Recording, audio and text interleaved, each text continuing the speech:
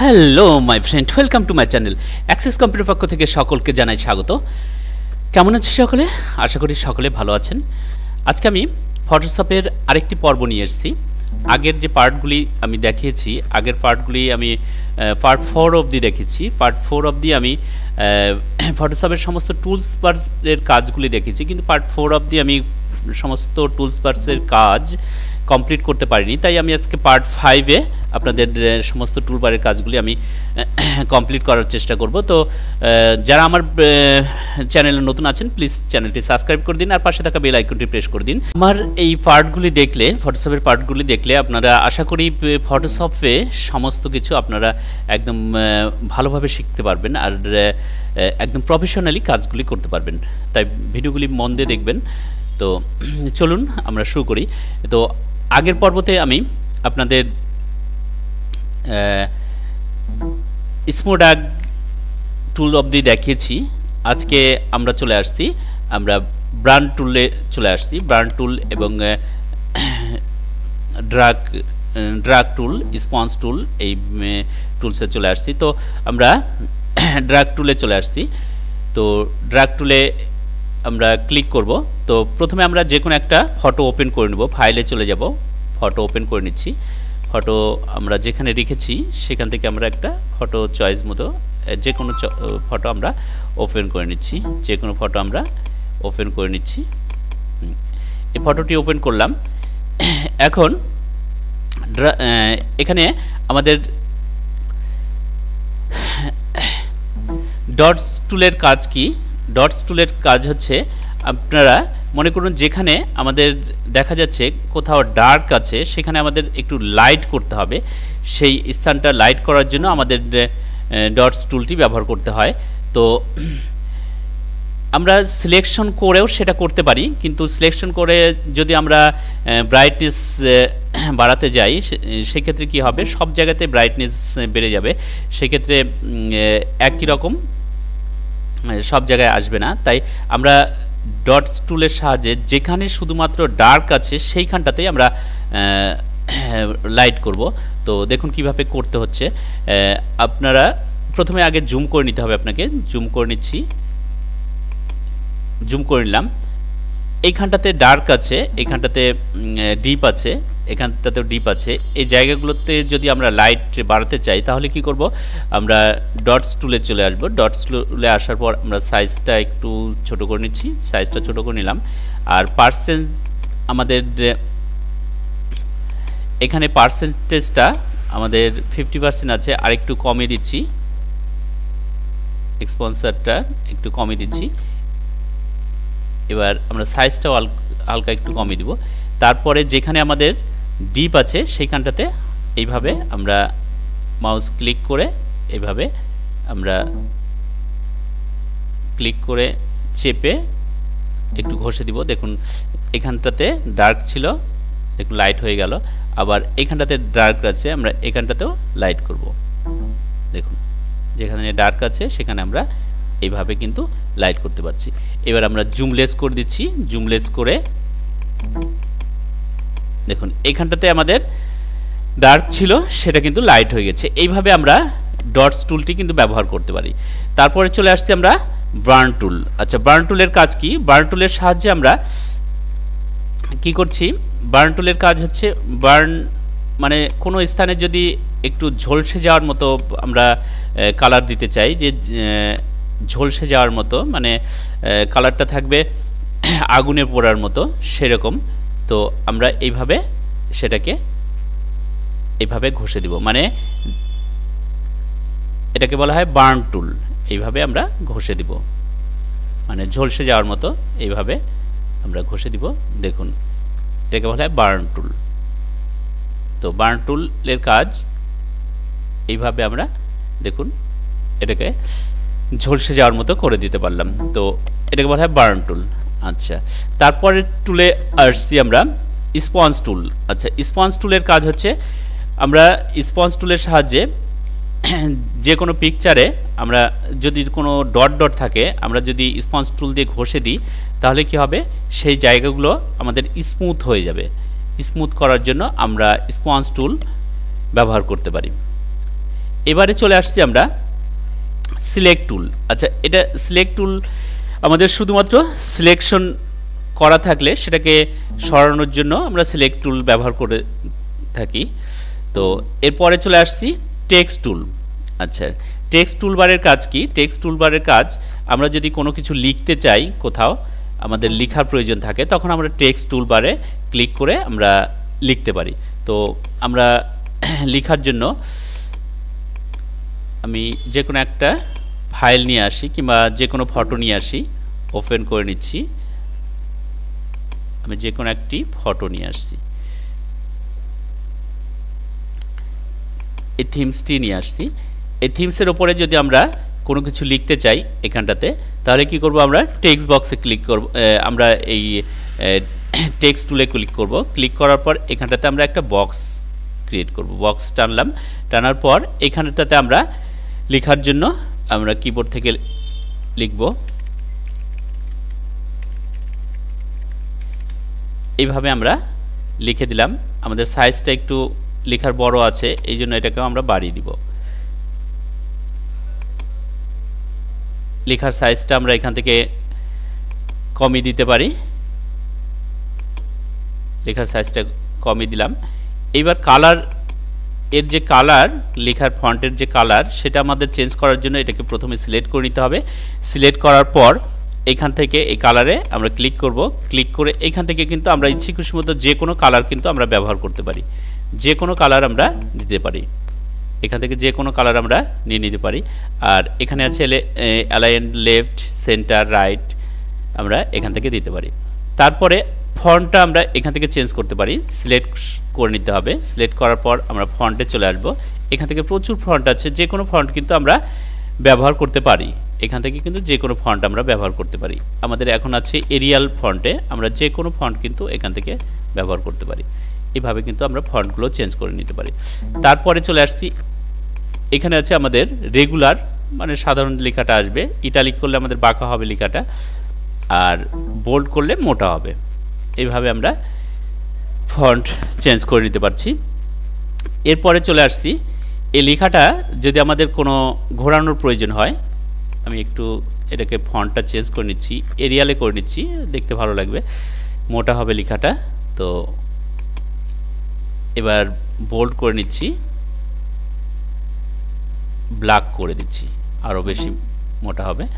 তো এখন এই লেখাটা যদি আমাদের রাউন্ড করতে হয়, তাহলে আমরা এটাকে রাউন্ড করার জন্য আমরা সিলেক্ট করব। সিলেক্ট করার পর এই যে অপশনটা আছে, এই রাউন্ড অপশনে ক্লিক করব। ক্লিক করার পর এখানে স্টাইল নন করা আছে, এখানে ক্লিক করব। ক্লিক করার পর এখানে আমাদের ইচ্ছে খুশি মতো যে কোনো আমরা স্টাইল নিতে পারি। আমরা যেহেতু রাউন্ড করব, আমি এই রাউন্ড এইটাই নিলাম। নেওয়ার পর আমরা ওকে করে দিচ্ছি। এবার এটাকে আমরা পেজে নিয়ে আসবো, সরিয়ে এটাকে আমরা ধরে এইভাবে পেজে নিয়ে আসবো। এইভাবে আমরা রাউন্ড করতে পারছি। রাউন্ডটা যদি আমরা আরও কম বেশি করতে চাই, সেটাও আমরা করতে পারি। রাউন্ডে এখানে ক্লিক করব, তারপরে এখান থেকে কিন্তু আমরা রাউন্ডটা কম বেশি করতে পারি। এইভাবে কিন্তু কম বেশি করতে পারি। এখান থেকে কিন্তু আমরা রাউন্ড কম বেশি করে নিতে পারবো।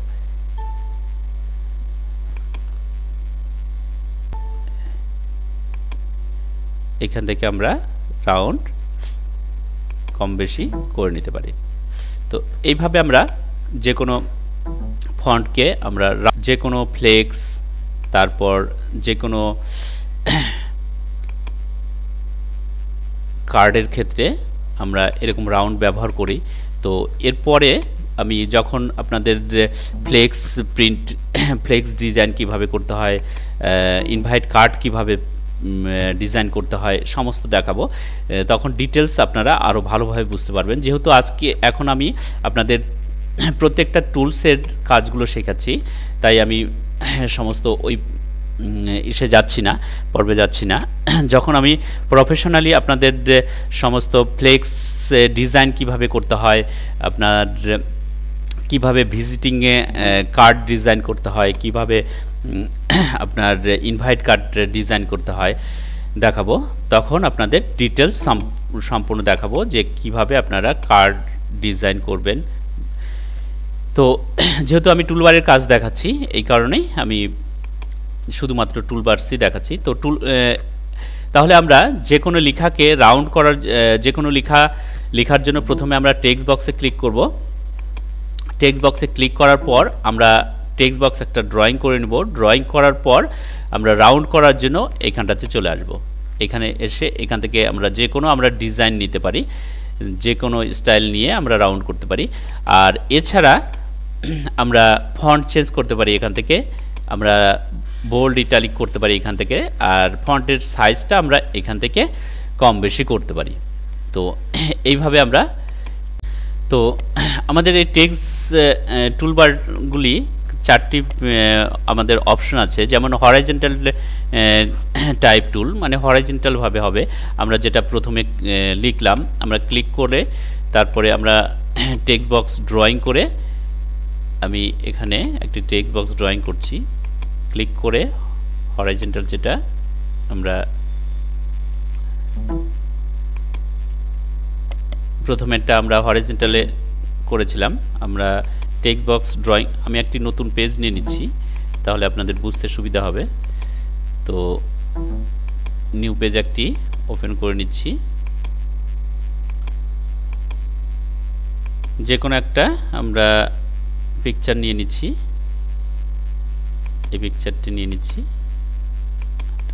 আসছে না, তো অন্য যে কোনো একটি নিয়ে নিচ্ছি।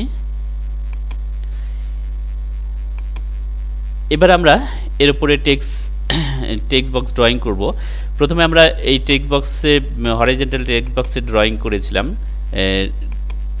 আমরা টেক্সট বক্স ড্রয়িং করলাম, করার পর এখানে আমরা টাইপ করেছিলাম। তো এটা হরিজন্টাল ভাবে হয়েছে।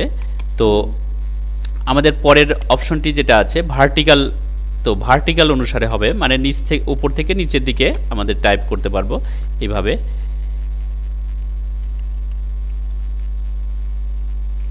এইভাবে আমরা উপর থেকে নিচ অবধি এইভাবে টাইপ করতে পারবো। এইভাবে ভার্টিক্যাল অনুসারে আমরা কিন্তু টাইপ করতে পারবো। তো তারপরে টাতে চলে আসছি, তারপরে আমাদের কি আছে হরিজন্টাল টাইপ মার্কস।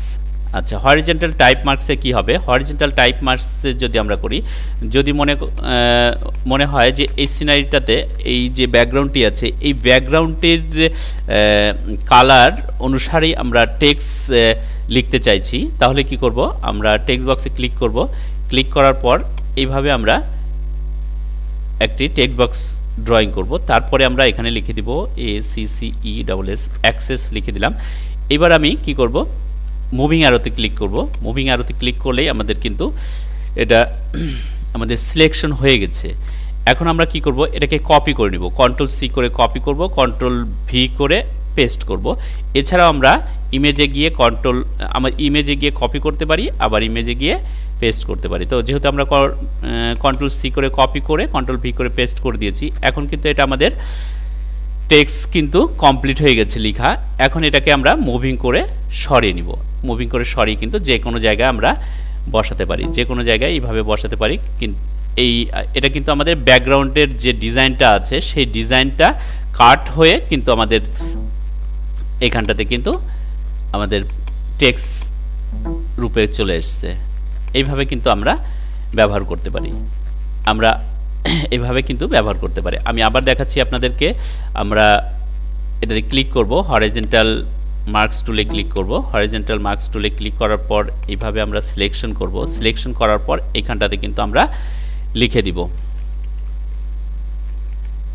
টাইপ করে দিলাম। টাইপ করার পর লেখার সাইজটা আমি একটু ছোট করে নিচ্ছি, বুঝতে সুবিধা হবে, একটু হালকা একটু ছোট করে নিলাম। এবার আমি মুভিং অ্যারোতে ক্লিক করলাম। মুভিং অ্যারোতে ক্লিক করার সঙ্গে সঙ্গে কিন্তু আমাদের সিলেকশন হয়ে গেছে। এখন আমাদের কি করতে হবে? আমরা কপি করব, এডিটে গিয়ে কপি করব, তারপরে এডিটে গিয়ে আমরা পেস্ট করব। এছাড়া Ctrl+C করে কপি করতে পারি, আবার Ctrl+V করে পেস্ট করতে পারি। এবার এটাকে আমরা যে কোনো জায়গায় কিন্তু এভাবে কিন্তু সরিয়ে নিতে পারি, যে কোনো জায়গায় মুভিং করে নিতে পারি। আমরা এই টেক্সটটাকে এইরকমভাবে ডিজাইন দিতে পারি, নতুন নতুন ডিজাইন কিন্তু আমরা এইভাবে দিতে পারি। তো এইভাবে টেক্সট আমরা টেক্সট টুলবারগুলি ব্যবহার করতে পারি। তারপরে আছে আমাদের ভার্টিক্যাল টাইপ মার্কস টুল। এটা ভার্টিক্যাল অনুসারে হবে, উপর থেকে নিচে হবে, যেটা আমাদের আমরা ভার্টিক্যাল টাইপ টুলে দেখিয়েছিলাম, সেটা ভার্টিক্যাল টাইপ মার্কস টুলও একই টাইপ। আমাদের এইভাবে আমরা অ্যাক্সেস লিখে দিলাম। এবার আমরা কি করব, মুভিং অ্যারোতে ক্লিক করব, তারপরে এটা আমরা কপি পেস্ট করে দিচ্ছি। এবার আমরা কপি পেস্ট করে দিচ্ছি। এবার এটাকে আমরা এইভাবে সরিয়ে নেব, যে কোনো জায়গায় সরালে কিন্তু আমাদের ওই ডিজাইনটা কিন্তু চলে আসলো। তো এইভাবে আমরা টেক্সট টুলবারগুলি আমরা ব্যবহার করতে পারি। তো আজকে আমাদের আজকের পর্ব এই পর্যন্ত। এর পরবর্তী পর্বে আমি টুলবারের কাজ সম্পূর্ণ কমপ্লিট করে দিব। তো